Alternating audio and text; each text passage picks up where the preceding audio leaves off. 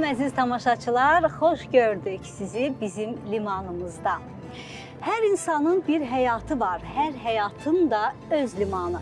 Biz də bu limanda müxtəlif qonaqları qarşılayırıq, onların hekayələrinə qulaq asırıq. Dalğalarla gətirdiyi xatirələri, ümidləri və gələcək arzularını bölüşürük.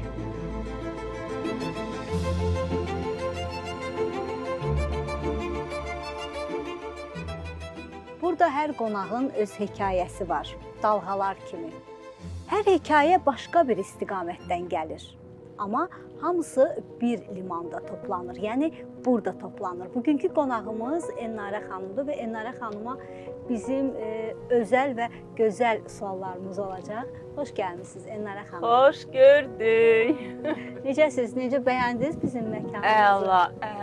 Yəni əsl belə yay ab-havası, evdən çıxmaq üçün bir bəhanə yoxdur. Həqiqətən də yəni yayınki budur da, dəniz. Biz də elə ona görə çalışırıq. Sizə suallarımız olacaq və istərdim ki, bu suallar ətrafında bugün gözəl Bakımızı gəzə-gəzə, Bakımızın bu gözəlliyinə bir yerdə baxaq, tamaşa edək və o sualları da siz cavablandırasınız. İlk sualım belə olacaq Elnarə xanım. Özünüzü dənizin daha çox hansı halına bənzədirsiniz? Sakit, tufanlı yoxsa dalğalı? Sakit qətiyyən deyiləm, o 100%-dir. Amma fırtına ilə də işim yoxdur. Yəni necə böyük bir səbəb olmalıdır ki, orada bir fırtına olsun, tufan qopsun. Mənə elə gəlir ki, mən dənizin dalğalı halıyam. Yəni həyəcan vericiyim. Nə sakit, nə tufan. Dalğanı sevirsiniz, belə başa düşdüm. Saçlarım da dalğalı da görsün. Növbəti sualım belə olacaq sizə. Uşaq vaxtı sahildə keçirdiyiniz hansı xatirə hələ də yaddaşınızdadır? Bir xatirə var, onu bölüşəcəm tamaşaçılarımızla. Bəlkə də onu eşitmək bir qədər onları belə narahat eləyə bilər. Amma bu uşaqlıq xatirəm həqiqətən də elə bir xatirədir ki, yəni neynəsən də o uşaqlıq travması deyərdim. Hətta xatirimdən silə bilmirəm. Dəniz qırağındaydıq ailəmizlə, anam, atam və mən dənizə istirahətə getmişdik. Və indi telefon düşmür əlimizdən. O vaxtı kitablarla, jurnallarla gəzərdik hər yerdə. Və əlimdə kitab, jurnal oxuyuram, maşının içindəyəm, avtomobildəyəm. Ayağımı da qapının bağlanan yerinə qoymuşam, baş barmağım qapının bağlanan yerindədir. Amma bütün fikrim kitabdadır. Atam maşının qapısını bağlamaq istəyir, bir örtülmür təbii ki, barmaq qoymur örtülməyə. Amma mən də hiss eləmirəm, yəni fikrim o qədər kitabdadır ki, hiss eləmirəm ki, barmağım qapının arasındadır. Nəsə, bir, iki, üçüncü də artıq kişi hirslənir, möhkəm çırpır, onda qışqırığım qalxır göyə. Yadımda da o vaxt biz Maşdağda qalırdıq. Yadımda da atam məni boynunda aparırdı, gətirirdi sarğıya. Yəni, təbii ki, getdik xəstəxanaya, təbii ki, iynə vurdular, dırnağımı çıxartdılar falan. Mən uşaq idim, körpə idim, amma sahil dediniz, dəniz dediniz. Yadımda qalanı danışdım, bəli. Maraqlı, yəni əslində, həm maraqlı, həm də həyat hekayəsidir. Həyat hekayəsi heç kəs sığortalanmayıb. Yəqin ki, belə hekayələrdən, yəni biləsiniz ki, mənim də başıma gəlib. Növbəti sualım isə belə olacaq. Sizə ilham verən ilk görüntü və ya ilk səs nə olub? Maraqlı sualdır. Çox maraqlı sualdır. Yadıma gəlir yenə də uşaq idim də, yəni 5-ci sinif filan. Uzun hörüklərim olurdu həmişə. Atam məni məcburən gətizdirirdi, otuzdururdu televizorun qabağında. O vaxtı Hacı Baba Hüseynov oxuyurdu, muğam oxuyurdu, dəstgahlar oxunardı. Qul Əsgərov, Allah rəhmət eləsin, bütün dünyasını dəyişən sənətkarlarımıza. Gətizdirirdi, belə otuzdururdu məni televizorda, deyirdi qulaq as. Mən də uşaq, yəni 5-ci sinifdə, 10 yaş, 11 yaş. Ürəyim sıxılırdı əslində. Deyirdim, ay Allah, bu kişi məndən nə istəyir? Mənə niyə məcbur edir bu qulaq asma? İndi başa düşürəm ki, əslində nə boyda böyük iş görüb atam, həqiqətən də. Yəni, təfdəl şuurda, onun hamısı gedib oturub əslində. Bugün, bəli. Və bugün də mən istəsəm də istəməsəm, düzdür, gendə də var. Çünki mənim ulu babam xanəndə olub, bilirsiniz, Məşədi Məmməd Fərzəliyev, bəli. ümumiyyətlə mənim bütün əslim, nəslim hamısı əksəriyyəti, yəni xalq artistləri, yəni Fəxri Xiyabanda dəfn olunan adamlardır da. Ona görə gen öz sözün deyir o öz yerində. Uşaqlıqdan mən bu incəsənətin içində olmuşam da, rəqs eləmişəm, söz yazmışam, musiqi bəstələmişəm. Deyirlər qanununuzda var. Bəli, 3-cü sinifdə idim. İlk sözlərimi yazdım, ana haqqında şeir yazdım 8 martda. Ona musiqi bəstələdim, pianoda özüm-özümə müşahidə elədim, akt zalında və oxudum. Nə gözəl. Yəni 3-cü sinif şagirdi üçün bu əslində böyük bir işdir də. Mən indi də yadıma salıram mamanı, deyirəm ki, müəllim o işləri görmüşəm, xəbərim olmayıb. Belə. Və indi də yəqin ki, sizin öz evladlarınıza da bunu göstərirsiniz. Yəni mən baxmışam, uşaqlar da sizdə var. Mən açığı deyim ki, onlarla oturum bir necəsə bunu onlara təlqin edim. Yəni nəsə bir öyrədici işlər aparım. Yox, yalan deyərəm. Mənim bunu demək olar ki, vaxtım yoxdur, amma yenə də gen öz sözünü deyirsiniz. Yəni həqiqətən də. Hətta siz avtomobildə belə gedəndə uşaqları görmüşəm ki, oxuyurlar, oynayırlar. Yəni bir də görsən şeir yazırlar. Onlar da bir də görsən hansısa biri müəlliməsinə şeir yazıb. Mən də dəftər keçir əlimə, açıram, baxıram. Yazıb. Götürürəm də görsən birinin şəklini çəkirəm, qoyuram Instagrama. Anayam da, yəni fəxr eləyirəm, əlbəttə ki, qürur duyuram övladlarımla. O da yaradıcılıqdır, bilirsiniz. Yəni o ya var, ya yoxdur. Bəli, razıyam. Növbəti sualım belə olacaq sizə. Özünüzü bir gəmi kimi görsəniz, hansı istiqamətə üzərdiniz? Özümü bir gəmi kimi görsəm, əslində mənə fərq etməz, elə də böyük fərq etməz istiqamət. Bax, indi heç istiqaməti də bilmirəm. Heç bilmirəm hara üzürük, amma mənə o qədər ləzzət eləyir. Dəniz, səma, günəş, külək, ay Allah, inanılmaz. Bu dəqiqə, yəni verilişdəyəm, amma dincəlirəm. Necə dincəlirəm, inanmazsınız. Çox sağ olun. Səhərlər sizə ilham verir. Səhər yuxudan oyanırsınız, sizə İlham verən nə olur? Musiqi, şeir, hava, günəş. İlham verən nə olur sizə? İlk ilham verən mənə gözümü açmağım olur. Yəni gözümü açıram ki, oyağam, həyatdayam. Ay, ürəyim vurur, gözüm görür, ağlım işləyir. Yəni əlim ayağım üstündə, min şükür.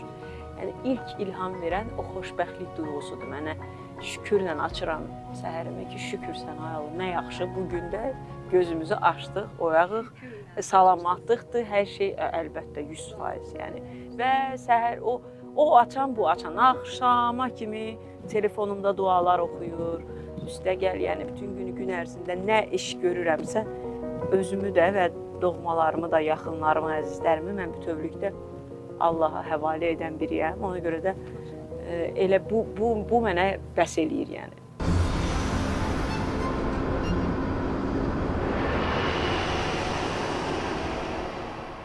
Deməli, Enarə xanım, keçid alırıq bizim rubrikamıza. Rubrikam adı belədir. Aldı görək nədir? Kapitan sən ol. Yəni, kapitan siz olacaqsınız. Bir neçə dəqiqəlik. Bir neçə dəqiqəlik. Niyə belə risk eləyirsiniz siz? Görək, nə olur? Qoyun bir gedək çataq da mənzil başına. Kapitanımız. Salam yoldaş kapitan. Salam əleykum. Deməli, bir neçə dəqiqəlik bizim kapitanımız Sükanı Enarə xanıma verəcək. Sizcə? Sizcə nə düşünürsünüz? Enarə xanım gəmini sahilə çıxardacaq, yoxsa tarix yazacaq?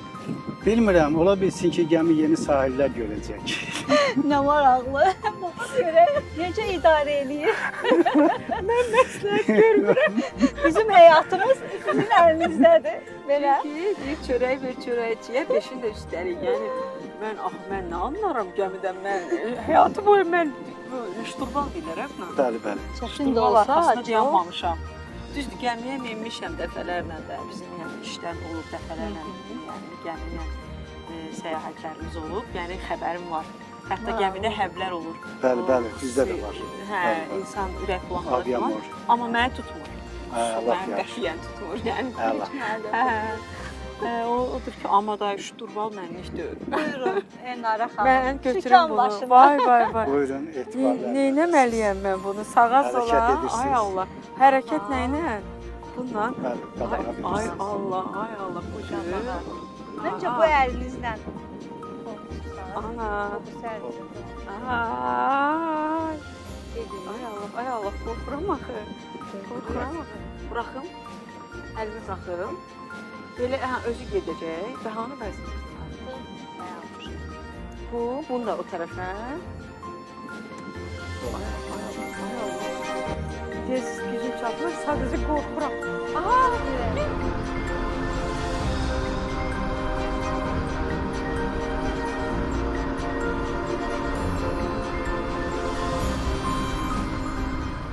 Mən aparamaram. Yox, qoy yoldaş kapitan özü aparsın.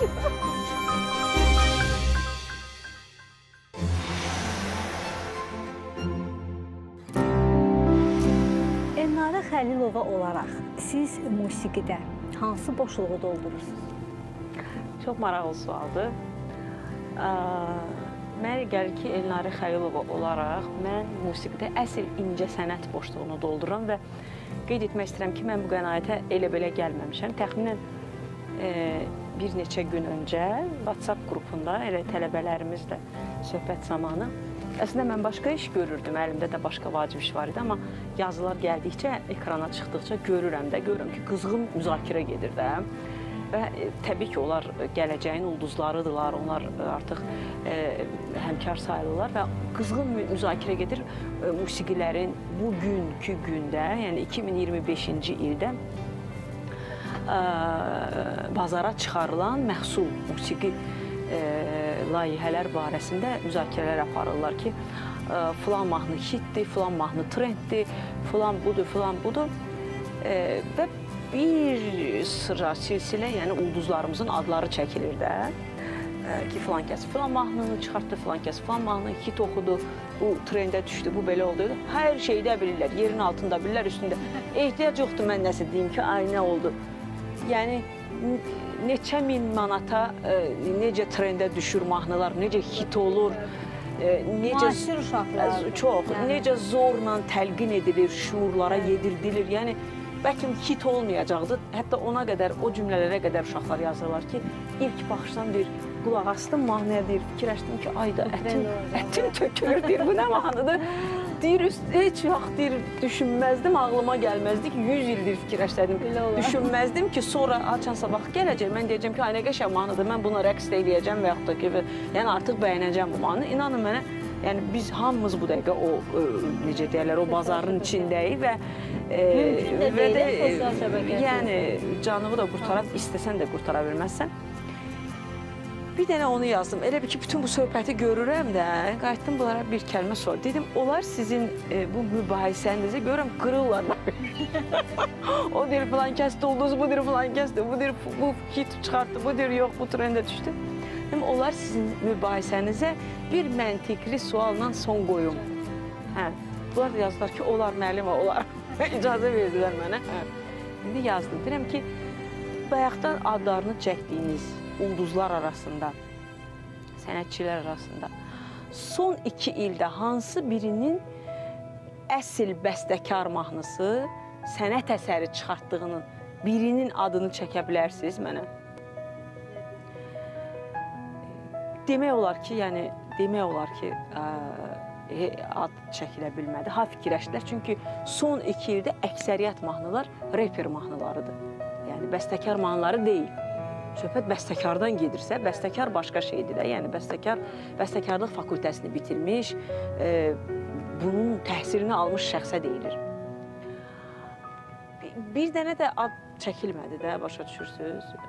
Çəkilə bilmədi. Çox çətinlik çəkdilər uşaqlar ad çəkməyə. Gördüm, sus-pus oturublar. Deyirəm ki, niyə səsiniz kəsirdi? Danışın da, biz bayaqdan qır deyəm, baş beynimə aparmışdınız. İndi bunlar bilmirlər axı, mən bunlara nə edəcəm. Başladım yazmağa, sadəcə ad və soyad yazıram, yazdım. Əslində nə edirəm? Girirəm YouTube kanalıma, baxıram axırıncı paylaşımlardan üzüb yana, təxmini bir 2 il geri qayıtdım. Bir bəstəkarların adını başladım yazmağa, yazdım. Arif Məlikov, Süleyman Ələsgərov, hələ bu tanınmış xalq artistlərindən gedir ha söhbət. Tanınmayan o qədər bəstəkar var, yeni bəstəkarlarımız var ki, bəstəkardır da bunlar da, gənclərdir. Yaza getdim. Nə bilim, Gövhər Həsənzadə, Faiq Sücəddinov, Fikrət Əmirov, xanım İsmail qızı, Aynur Adil qızı, Məryəm Əlibəyli, Ülkər Aşurbəyli, yaza gedirəm. Bəstəkarlarla bir yalan olmasın, bir 20 nəfərin adını yazdım. Rahat. Son 2 ildə. Son 2 ilin sadəcə girirəm YouTube-dan baxıram, yazıram, bəstəkarların adını yazıram. Bunlar da bilmirlər axı mən niyə yazıram da bunu. Başa düşmürlər ki, mən məhz bu bəstəkarların adını mən niyə yazıram. Dalıcı da yazdım ki, dedim, amma sizin müəlliməniz son 2 ildə, bax bu yuxarıda dedim adları sadalanan bəstəkarların bəstələdiyi sənət əsərlərini ifa eləyib. Ona görə də siz o sual verəndə mən anladım ki, yəni mən incə sənətdəki məhz sənət boşluğunu dolduran adamam. Və bunu mənə heç kəs, bunu məndən xahiş eləməyib. Bundan ötürü mənə heç kəs hədiyyə eləmir heç nə, başa düşürsünüz. Bu mənim öz şəxsi istəyimdir, şəxsi seçimimdir və bunu belə eləməyənləri də mən qınamıram ha. Xahiş edirəm, düzgün başa düşəsiniz məni.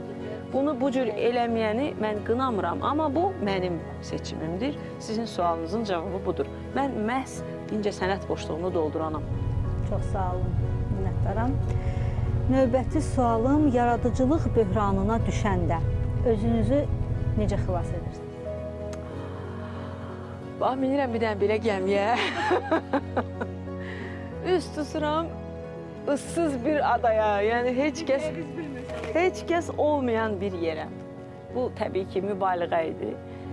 Tək qalıram, tamamilə çəkilirəm, gedirəm özümə, tək qalıram, telefonları azaldıram, hər şeydən özümü təcrid edirəm. Bu, bütün yaradıcı insanlara ildə ən azı bir dəfə lazımdır. Bu yaxınlarda mən bunu elədim, mütləqdir, yəni bu çox önəmlidir, çox vacibdir. Yəni, bir aylıq biz putyovka götürdük ailəlikcə və bizim istirahət mərkəzi var, hər il istirahət elədiyimiz, Göradildə yerləşir. Ora getdik, ailəvi istirahət edirik. Yəni, düzdür, uşaqlar sağ olsun, qoymur adam darıxmağa, yəni bu arada. O artıq mənim həyat rutinimdir, mən ona öyrəşmişəm. Amma dəniz, qum, səma, təmiz hava mənə o qədər gözəl təsir edir. Təsəvvür edin ki, il ərzində nə qədər mahnı oxumaq olar da, oxu, öyrət, orada çıxış, burada çıxış, o tədbir, bu tədbir. Elə bir ki, ilin sonuna bildiyin sus-pus oluram da, bilirsiniz necə belə bir növ o az qalıram ki, tükənmişlik sindromu yaşayam. Mütləq o bir aylıq mən istirahətimi mütləq edirəm. Çünki mən onu eləməsəm, növbəti 11 ayı, o necədir, üzümə gələn 11 ayı mən məhsuldar işləyə bilmərəm. Çünki mən aya bir layihə eləyən adamım.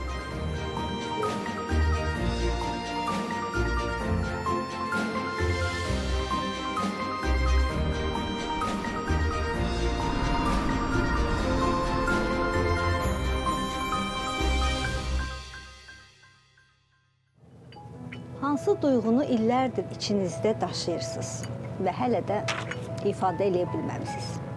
Yoxdur mənim elə bir duyğum. Mən ümumiyyətlə elə bir adamam ki, mən ürəyimdə çox şey saxlaya bilmirəm. Ürəyimizin dərinliyində ola bilər ki, balaca da olsa nəsə bir arzunuz, istəyiniz, diləyiniz olub. Şükür Allaha, bugünə kimi nə düşünmüşəmsə, nə arzulamışamsa, nə diləmişəmsə, Allaha qurban olum. Yəni, az, çox Allah onu mənə verib. Yəni, mən ümumiyyətlə, necə deyim, maddiyyat dalıca qaçan biri deyiləm.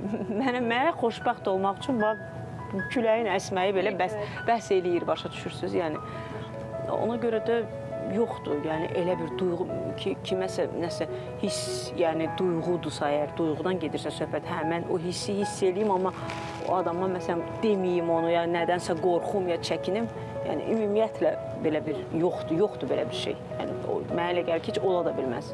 Cəmiyyətin sənətə münasibəti sizi ruhlandırır, yoxsa narahat edir?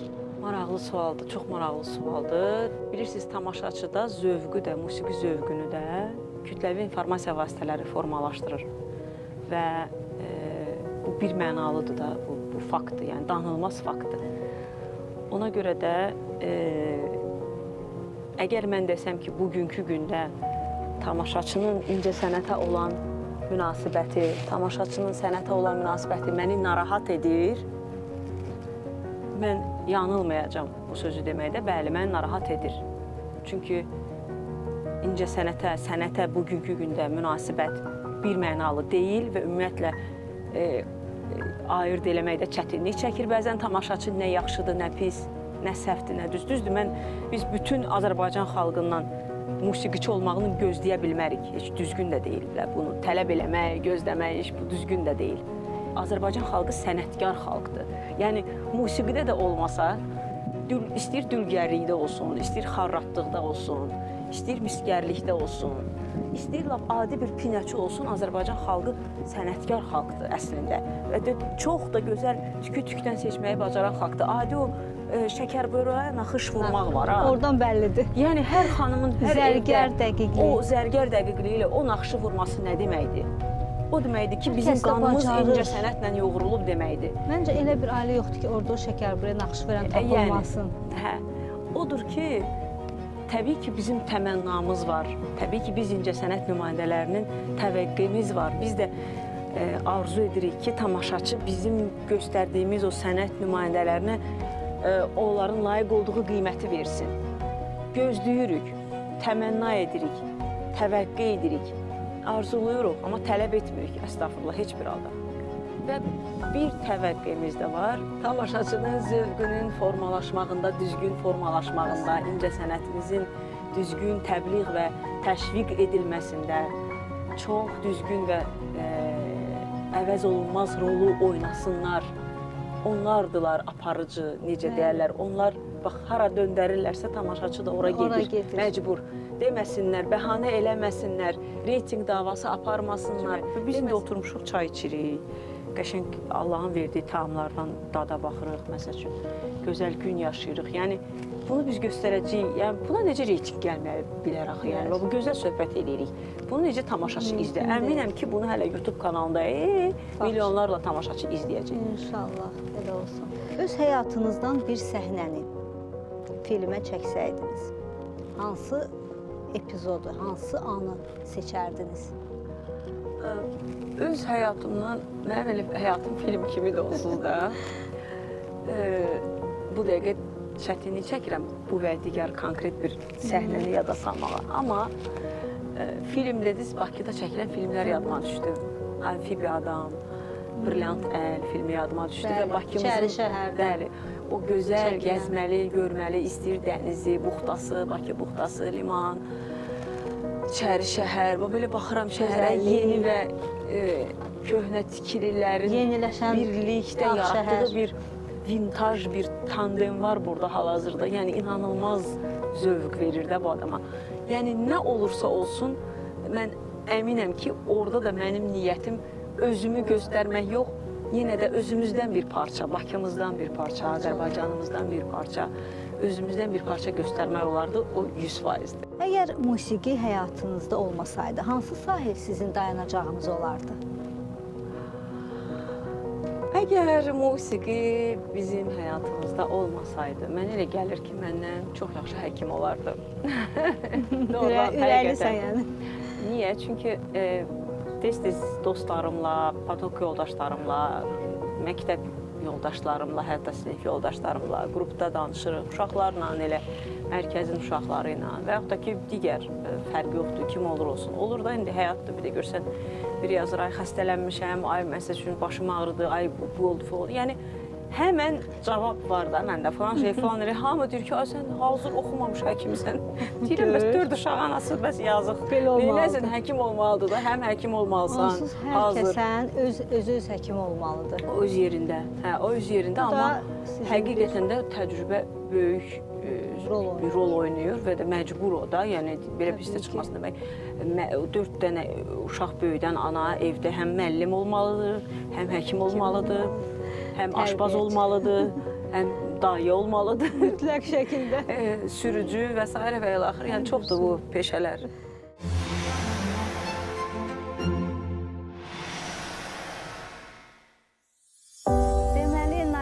Bizim rubrikalarımızdan biri də Sükutun içində rubrikasıdır.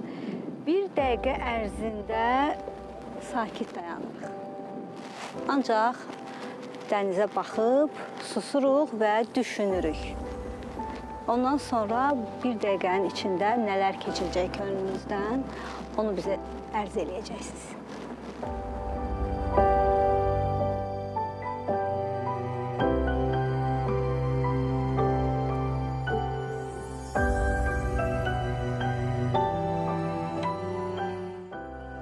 dəqiqə içində nələr keçdi könlünüzdən? Nədənsə bir dəqiqəlik sükut deyəndə həmişə həm burada gözəl Bakımızın görüntüsünə baxıram bayaqdan. Telegülləmizi görürəm, alov güllələrini görürəm, Şəhidlər Xiyabanını və bir dəqiqəlik sükut deyəndə assosiasiyalar bilmirəm, yəqin ki, hamıda belədir. Yəni, məndə də belə oldu şəhidlərimizləndir həqiqətən də. Allah bütün şəhidlərimizə qəni-qəni rəhmət eləsin. Yəni, onların sayəsində biz bugün əmin-amanlıq, sülh içərisində yaşayırıq. Gözəldir, hər şey əladır. Allah bütün hərbiçilərimizi qorusun. Allah qazilərimizə can sağlığı versin. Deməli, bu bir dəqiqə içində ağlınızdan, fikrinizdən keçən şəhidlərimiz oldu. Bəli. Allah rəhmət eləsin. Bəli.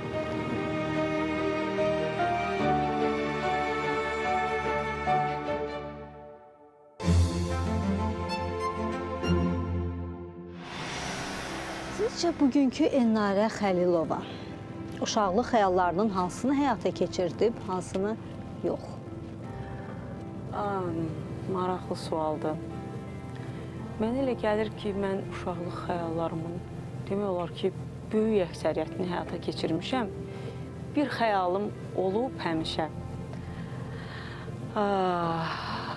Böyük bir uşaq evinin sahibi olmaq, yəni o iqtidarda olmaq ki, o uşaq evi ya sığınacaq kimi mi, ya necəsə də, yəni mənim kuratsiyamda olsun və mən ora yəni küçədə kimsəsiz, yiyəsiz gördüyüm uşaqları toplayım, onların qayğısına qalım, onlara şəfqət göstərim, lazımdır müalicə eləyim, lazımdır dərs deyim, lazımdır musiqi çalım oxuyum. Yəni bir növü onlar mənim himayəmdə olsunlar və mən onun hamısına nəzarət edeyim ki, orada quş-quşluğu ilə uça bilməsin. Yəni bu mənim bir uşaqlıq arzum həmişə olub. Bax, bayaq ki, verdiyim sual.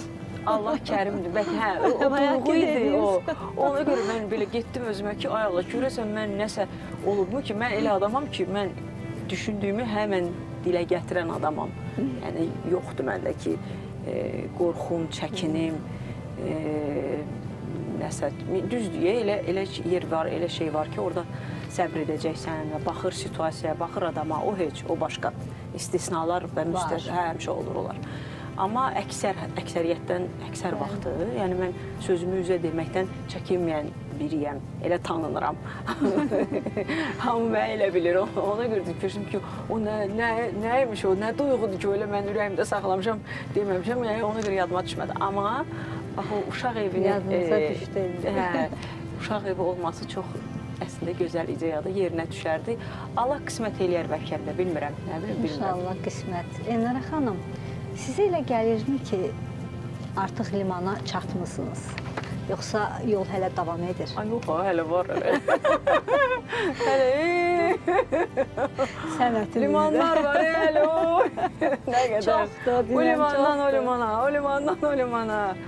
Sözün əsl mənasında həqiqətən də, yəni mənə elə gəlir ki, mənim yaşadığım sürəcə, ürəyim vurduğu sürəcə macəralarım bitməyəcək, sərgüzəştlərim həqiqətən də yəni istəyir digər Azərbaycanın kənarda da olanda, məsəl üçün, xüsus onda adama maraqlı gəlir də, başlayırsan başıma gələn hadisələr danışmaq ki, filan yerdə, filan şey, filan cür oldu, belə oldu, elə oldu.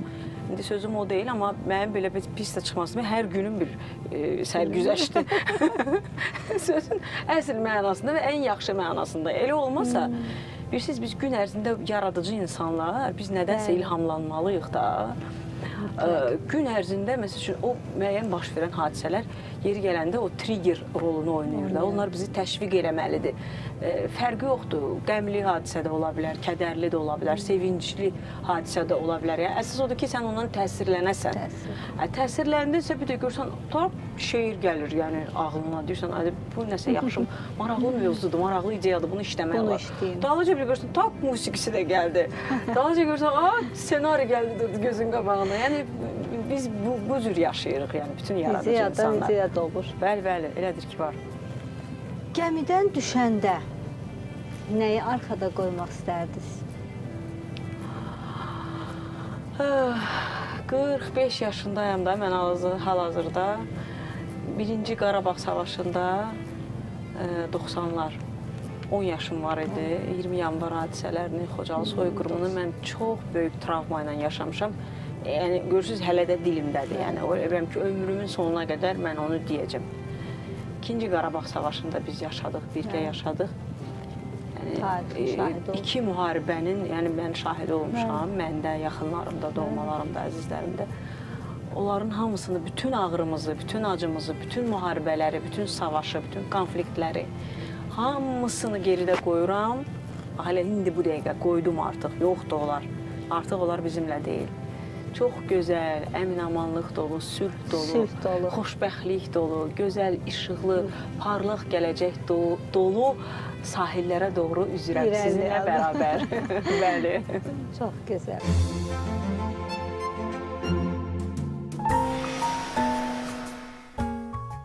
Növbəti rubrikamız sualım var. Yəni sizin növbəti verilişin qonağına təqdim edəcəyiniz bir neçə suallar olacaq və istərdim ki, o sualı yazıb bizim sandıq kutumuz var burada. Nə maraqlı. Mən deyirəm, qulağa sualı. Sualı siz verəcəksiniz qonağa, yazacaqsınız və bu qutuya qoyacaq. Növbəti qonağımız o sualı açıb oxuyacaq.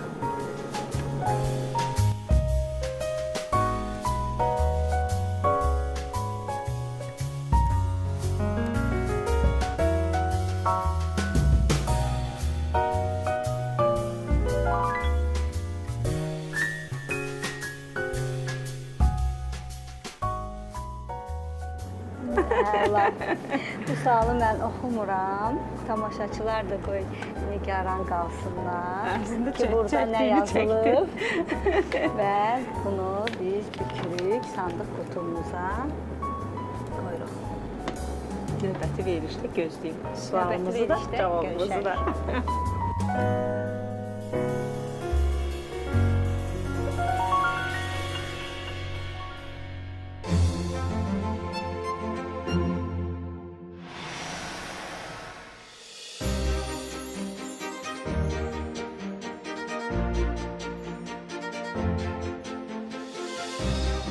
Hər yolun sonu bir limandır.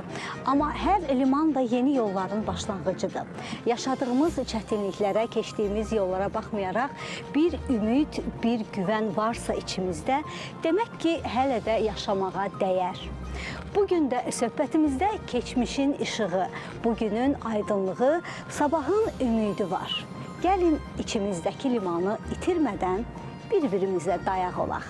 İşıqlı sabahlara doğru addımlayaq. Gələn görüşlərə qədər qəlbinizi qoruyun, ruhunuzu bəsləyin və ən əsası limanda qalın.